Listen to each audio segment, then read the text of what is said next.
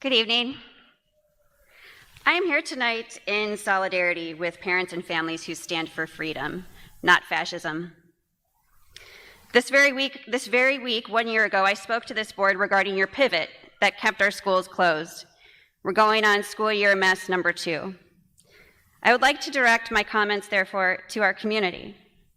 A father and mother downstate Illinois walked their 3rd grader, 2nd grader, and kindergarten to their first day of school today unmasked. They walked in, got to class, and the parents were soon called. Knowing their rights, the parents asked for documentation regarding their children being denied an education. The principal issued suspension slips to all 3 for today. Tomorrow they will walk their children to school, and they will have a whole country of parents standing behind them. Why?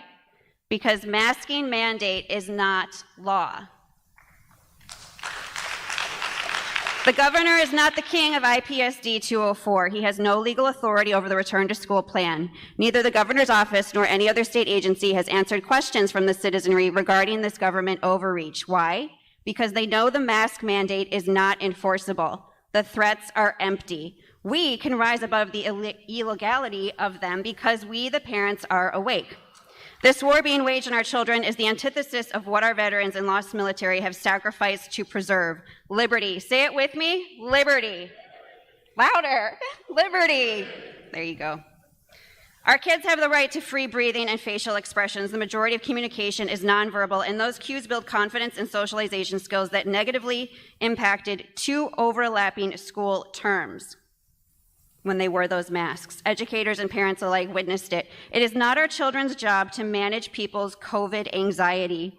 It is no one's right to force our children to wear a mask that is not proven effective against the 1 micron diameter COVID aerosol just because it makes people feel better to see it being worn by others.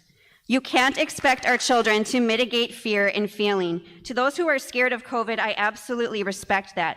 Please respect it is not my child's duty to ease your anxieties. 0 deaths in DuPage County since July 1st out of 922,000 plus people.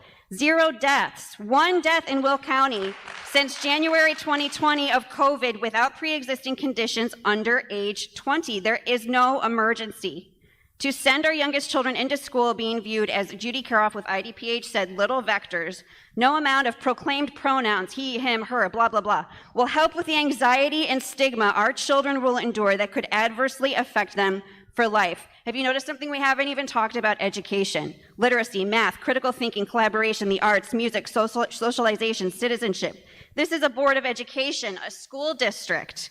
Please stay in your lane. Schools have their work cut out for them in the coming years. Please get it done. We will not comply with any attempts to violate our constitutional rights. Children will not be forced to participate in the medical apartheid of our district and state. Respect our state and federal constitutions. Thank you. Thank you.